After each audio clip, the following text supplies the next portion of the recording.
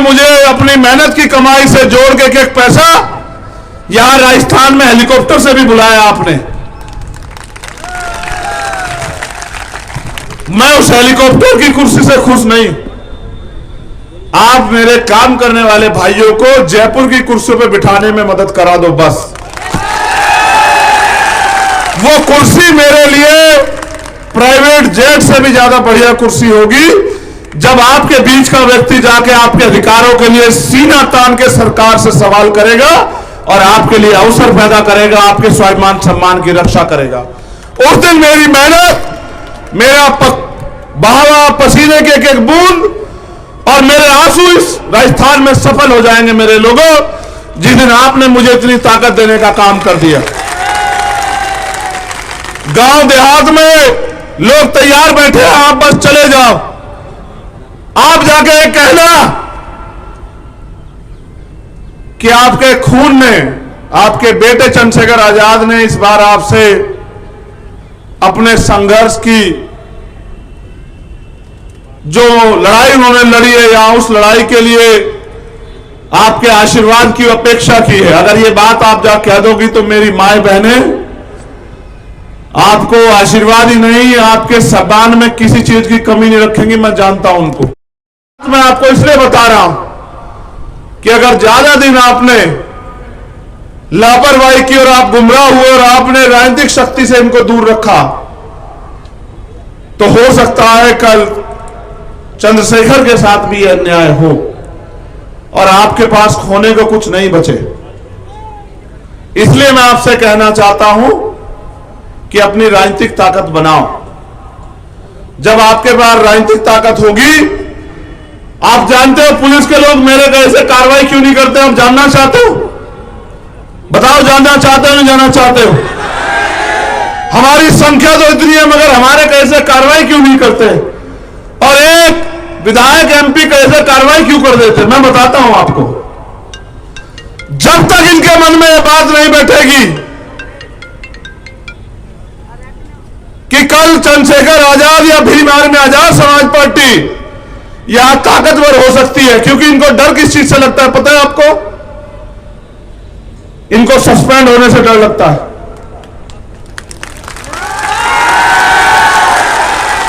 इनको transfer posting से डर लगता है, इनको चार्ज न मिलने से डर लगता है, इनको डर लगता है कहीं इनके ऊपर मुकदमा ना लिखवा दे सरकार। जिस दिन इनको यह एहसास हो गया कि आने वाले कल में आजाद समाज पार्टी यहां ताकतवर हो जाएगी, आप मेरी बात को याद रखना। ये भागे भागे आपका काम किया करेंगे बिना कहे, आप मेरी बात को याद रख लेना। जिस दिन इनको एहसास हो गया कि अगर इनकी बात नहीं मानी तो कल ये ट्रांसफर पोस्टिंग भी करेंगे और अपने पद का दुरुपयोग करने के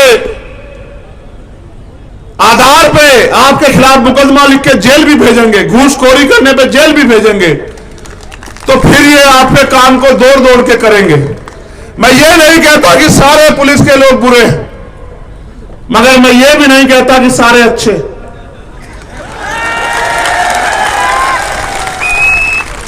जो कमजोर वर्ग के लोग हैं वो तो प्रयास करते हैं न्याय देने का, लेकिन उनके चोटी पे जो अधिकारी बैठा है और उनकी चोटी पे जो अधिकारी वहां जयपुर में बैठा है, वो उनके हाथ बांध देता है कि नहीं, नौकरी सरकार की कर रहे हो, सरकार के हिसाब से चलो। इसलिए मैं आपको कहना चाहता हूं कि सब ठीक हो जाएंगे, चाहे पुलिस के लोग हो, एडमिनिस्ट्रेशन के लोग हो या सामंतवादी लोग हो, सब ठीक हो जाएंगे अगर आपके पास राजनीतिक ताकत बन गई। इस बार इतनी ताकत बना दो कि जयपुर में किसी का भी झंडा आपके बिना ना चढ़े। बस इतनी ताकत इस बार बना दो, क्योंकि समय कम है कि जयपुर का झंडा जिसका भी चढ़े उसके अंदर डंडा आपका हो। अगर यह ताकत आपने बना ली तो मेरी बात को याद रखना कि फिर डंडा चलाने की जरूरत आपको नहीं रहेगी। मेरी बात को याद रख लेना। इसलिए मेहनत करो, वापस गांव कस्बों में लौटो, अपनी पार्टी संगठन अपने संघर्ष की बात लेकर लोगों तक जाओ, अपने लोगों को समझाओ कि वोट का अधिकार बिकने के लिए नहीं, गुलामी से मुक्ति के लिए मिला है।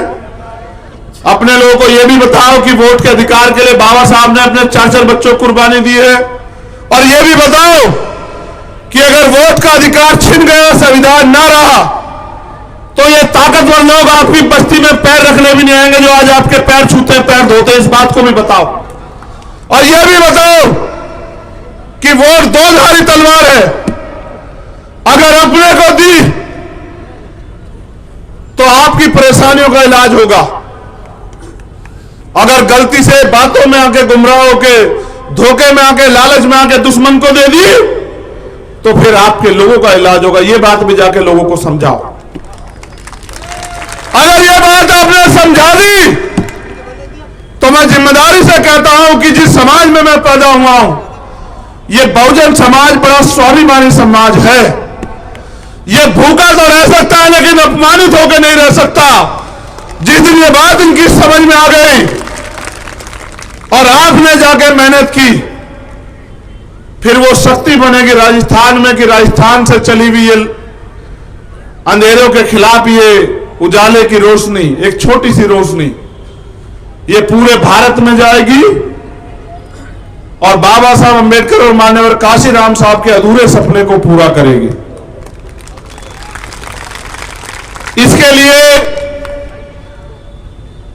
जब जयपुर का सम्मेलन हो जाएगा, पूरे राजस्थान में हम लोग साइकिल यात्रा के माध्यम से गांव-गांव, गली-गली जाके आजाद समाज पार्टी के समर्थन में अपील करेंगे। हम पे भले ही बड़े-बड़े साधन ना हो, लेकिन हमारे महापुरुषों के विचारों के कारण हमारे सपने बहुत बड़े इस देश में। उन सपनों को पूरा करने के लिए जो भी कीमत चुकानी पड़ेगी हम लोग चुकाएंगे।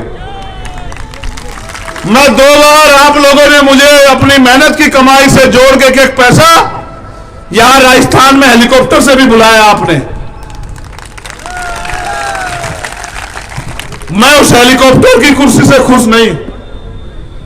आप मेरे काम करने वाले भाइयों को जयपुर की कुर्सियों पर बिठाने में मदद करा दो बस।